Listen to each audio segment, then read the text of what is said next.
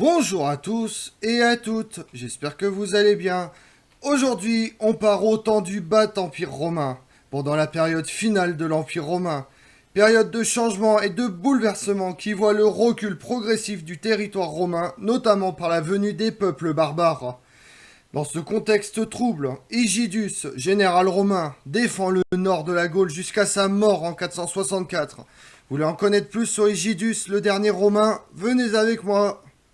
Issu d'une famille patricienne Sigaria de Lugdunum, Lyon, qui avait déjà fourni un consul à l'Empire en 382, Hygidus fait ses premières armes sous le commandement d'Aetius, qui lui confie le commandement des troupes romaines de la Loire pendant que lui-même mène campagne contre les Francs saliens de Clodion le Chevelu en 446.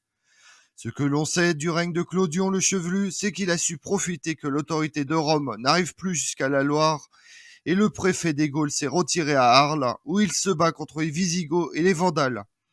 Clodion en profite pour s'installer dans ce qui est aujourd'hui le nord de la France.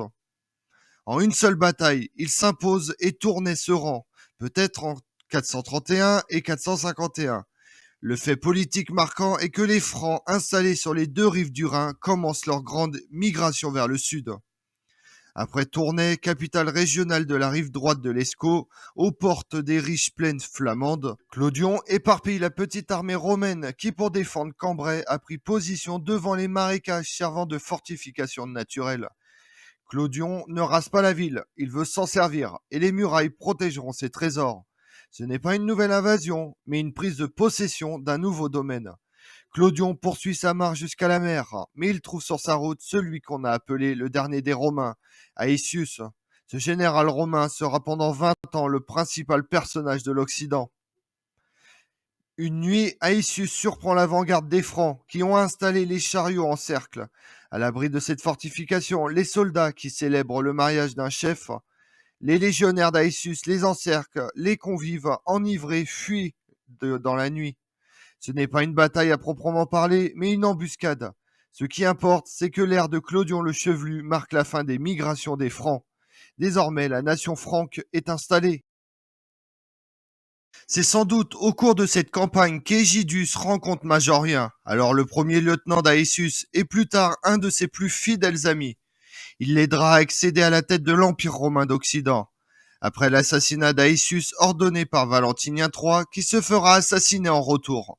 Hygidus est en charge de poursuivre le commandement militaire de la Gaule du Nord sous Avitus, puis est nommé magister militium des Gaules par Récimer à la fin de 456.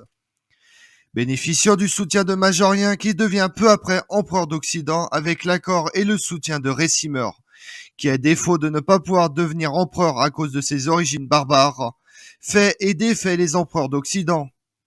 Majorien tente de libérer Rome de l'emprise des barbares, mais il est lui-même toujours sous la tutelle de son ami Récimer, à qui il doit son trône impérial. Majorien est le dernier empereur romain combattant avec l'énergie et l'ambition de relever l'Empire romain. Il part en Gaule pour repousser les Visigoths de Théodoric II. Hygidus est chargé par Majorien en 457 de rétablir l'ordre en Gaule, où l'aristocratie romaine refuse de reconnaître Majorien comme empereur et offre sans doute leur soutien aux Burgondes pour s'emparer de Lugdunum. Hygidus peut compter sur l'appui des Francs, dont il entretient de bonnes relations avec Mérové, successeur de Clodion le Chevelu, puis avec Childéric Ier qui succède à Mérové, qui est peut-être assassiné. Childéric Ier avait eu l'ambition de gouverner l'ensemble de la Gaule du Nord. Il doit s'exiler de 451 à 457, mais ne pouvant ramener l'ordre seul. Hygidus se voit contraint de rappeler Childéric Ier et de s'allier aux Francs saliens pour récupérer et punir de sa trahison Lugdunum en 458, puis s'opposer aux Visigoths près d'Arles et obliger Théodoric II à renouer son alliance avec l'Empire romain. Chose rendue possible par l'intense activité visigothique en Hispanie et le refus de Théodoric II de combattre sur plusieurs fronts en même temps. Hygidus accompagne Majorien en Hispanie en 460 pour l'aider à préparer une expédition contre les Vandales, pour reconquérir l'Afrique du Nord. Mais l'incendie de la flotte d'invasion par Genséric aux environs de Carthagène ruine les plans de l'empereur, qui rentre seul en Italie et laisse le commandement de son armée basée à Arles à Hygidus. En 461, en Italie, le patrice Récimer fait exécuter Majorien, puis fait proclamer empereur Sévère III à Ravenne par les légions d'Illyrie. L'Empire romain d'Occident se limite désormais à l'Italie péninsulaire, une petite portion d'Afrique du Nord et la Gaule du Nord. Egidius, de son côté, refuse de reconnaître le nouvel empereur et proclame l'indépendance de la Gaule du Nord. En réaction, Récimer nomme Magister Militium de la Gaule le comte Agrippinus, qui livre Narbonne aux Visigoths en 462. Egidius, assiégé dans Arles, aux frontières des États visigoths et italiennes, parvient à effectuer une sortie victorieuse, mais doit abandonner la ville pour faire face aux menaces sur la Gaule du Nord. Les Burgondes reprennent le contrôle de Lugdunum et de la vallée de la Saône. Le maître de la milice est ainsi coupé de ce qui reste de l'Empire romain d'Occident, réduit à l'Italie. L'Hispanie étant aux mains des Visigoths de Théodoric II et de l'Illyrie dirigée par le Magister Militium Marcellinus, refusant également de reconnaître l'autorité de Sévère III. Contraint de demeurer dans le nord de la Gaule, Egidius s'efforce de maintenir et d'administrer ce qui reste de la Gaule romaine.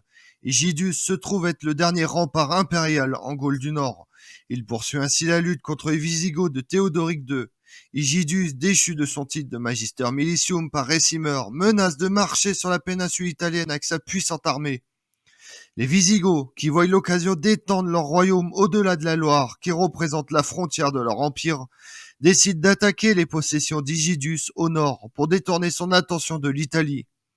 Egidius riposte avec ses propres forces et les deux armées se rencontrent à Orléans en 463. Il réussit à battre les Visigoths près d'Orléans en 463, à qui il reprend Tours. Il entreprend ensuite le siège de la ville fortifiée de Chinon, comme le relate Grégoire de Tours, en détournant la source qui alimente celle-ci en eau. Mais les habitants de Chinon sont sauvés par l'arrivée providentielle d'une pluie qui force Egidius à lever le siège de la place. En repoussant les Visigoths à Orléans et peut-être également les Saxons vers Angers, Egidius parvient à maintenir une enclave romaine entre la Loire et la Somme. Il s'allie avec les Bretons d'Armorique et s'appuie sur les Francs saliens qui servent en tant qu'auxiliaires dans son armée. Il est possible qu'il ait ensuite perdu son autorité sur les Francs au profit de Childéric Ier qui revient de Thuringe en 463 et à qui il cède les provinces de Cologne, Trèves et Tournai.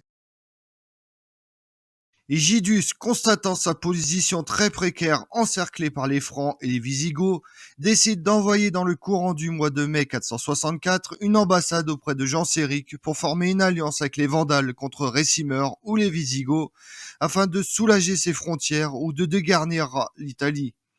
Cette alliance ne verra jamais le jour puisqu'Egidius meurt à la fin de l'année 464, probablement empoisonné sous ordre de Récimer ou alors tué dans un guet-apens, laissant le commandement à son fils Sigarius, avec peut-être le soutien du comte Paul. Sur la Loire, beaucoup d'historiens ont pensé qu'il était un personnage important, peut-être le successeur ou le rival d'Egidius en Gaule du Nord avant Sigarius, ou bien le lieutenant de ce dernier sur la Loire. Sigarius reste seul maître de cette enclave romaine, même après la chute de l'Empire romain d'Occident jusqu'à sa défaite face à Clovis vers 486 à Soissons. Comme on l'a vu, Egidius défend la Gaule du Nord jusqu'à son dernier souffle, tout en tentant de restaurer l'autorité et la puissance romaine en Hispanie et en Italie, accompagné par l'empereur Majorien, puis assuma ce rôle seul lorsque ce dernier est assassiné. Je vous remercie d'avoir suivi cette vidéo en ma compagnie. Si vous voulez connaître mes autres vidéos, retrouvez-moi sur ma chaîne YouTube Tout sur l'Histoire avec Damien, mais également sur les réseaux sociaux, Twitter et Instagram, Histoire Damien. Et pensez à liker, commenter et vous abonner. Je vous remercie à tous.